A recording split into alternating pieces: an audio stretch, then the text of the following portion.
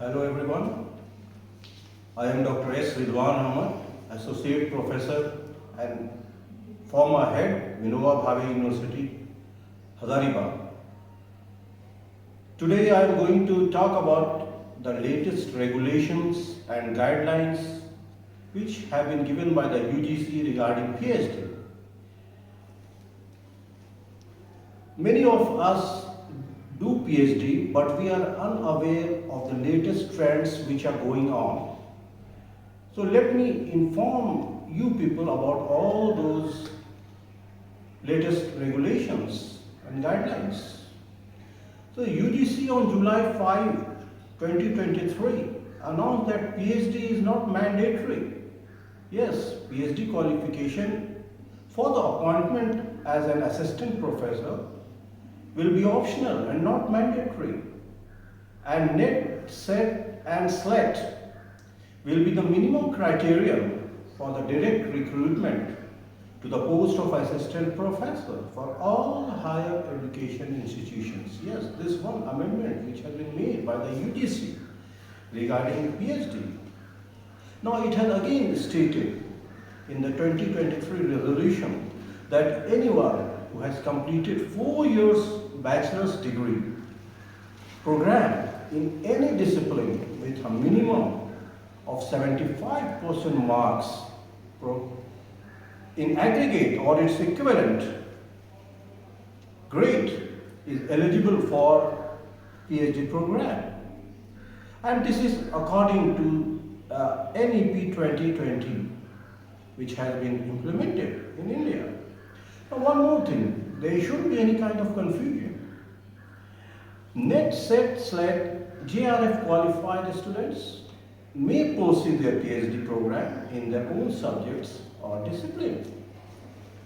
Another thing which has been added in this year, that you can be a part-time or full-time PhD scholar, both are permissible, and even remaining in government job, you can do PhD. Now, according to new guideline, the time limit for doing PhD is 6 years. Yes, it has been changed. 2 years more may be given after re-registration. This should be noted on. Now, one more very important thing which has taken place is that the 2 research papers which were mandatory for the research scholars to get published in any magazine of India recognized by UGC care list, that is not necessary now. Another thing, now according to new UGC norms, after the submission of PhD thesis, the viva voce should be conducted by the university within 6 months. Yes, many universities take a lot of time even after the research scholars submit their PhD thesis. So the time limit given by the UGC to the university is 6 months. And one thing more, then teachers more than 62 years of age cannot become research guides. Yes, this is the latest trend which is being followed. And one more thing which the UGC is thinking of, that they may allow the research scholars to do PhD in 2 subjects or discipline at the same time.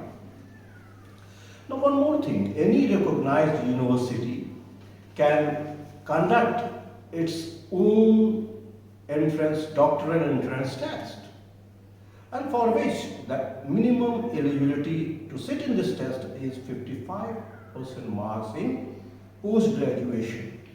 Now these are the latest trends which have been followed by the UGC in the year 2023. Now I would like to guide the students who are doing PhD, how to write their PhD thesis, how to prepare their PhD thesis. Now look, see, you have to follow the MLA 9th edition. Here is one copy of it, how you should write the cover page, the title here, the title, thesis submitted to the university in which you are submitting your thesis for the Doctor of Philosophy in whatever subject it may be, in the faculty of humanities, social science, submitted by the name of the research scholar under the supervision of name of the supervisor. Here it is my name, Dr. S.M. Rizwan Ahmad, Associate Professor of English, University Department of English, Vinoba Bhave University, Hazaribagh, Jharkhand. Now, let us see what are the other things which we have to follow.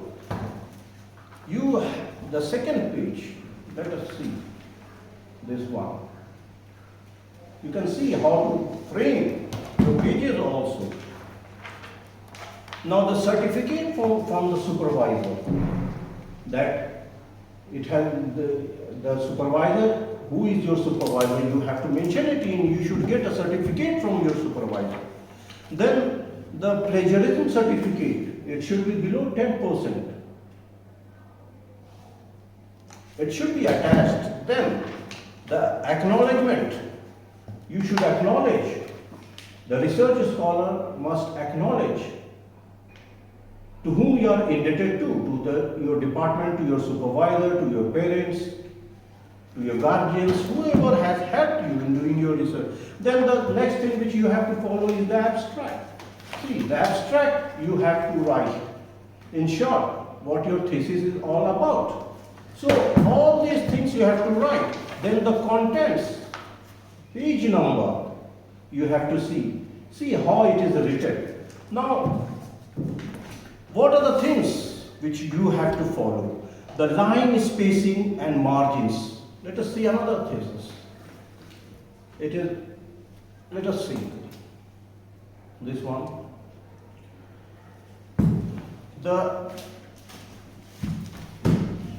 One more thesis I have got. Let me see what it is all about.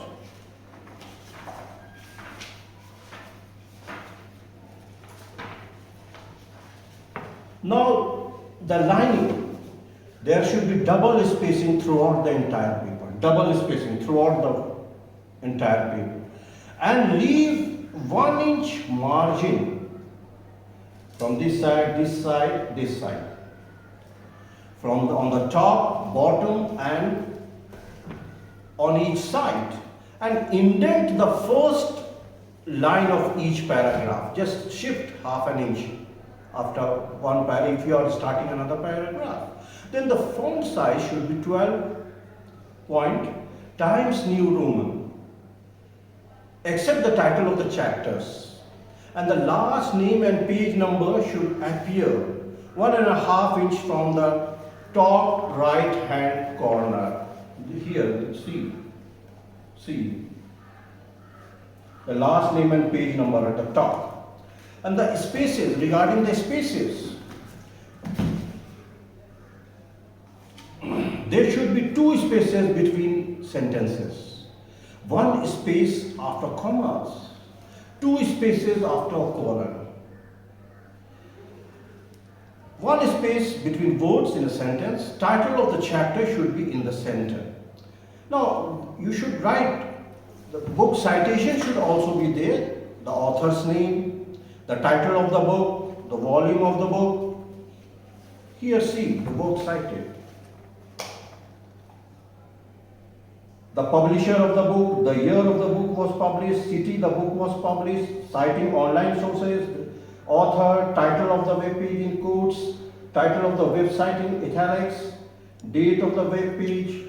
Then what you have to do in your PhD is that you have to present annual reports also every year regarding your progress of PhD. That is, that you have to present them, your annual reports, before the faculty members in the department, and then they will decide whether you have done your progress is good or not. They will give you the report on it.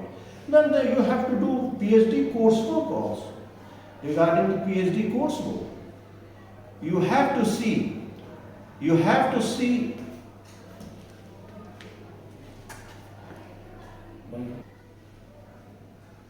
Now, research scholars also have to do their coursework, which is known as PhD coursework, and that is 6 months course which you have to complete.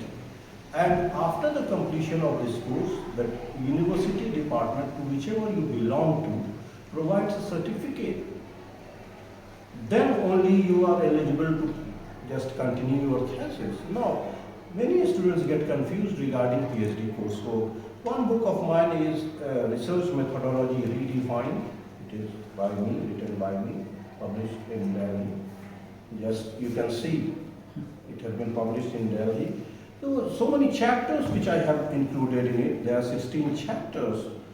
Meaning of research, types of research, characteristics of research methods versus methodology, sampling, data collection, how to write a standard research article, bibliography, international standard serial number, computer net, what are the rules. So you can see, the book is also very helpful. You can get it from the Amazon.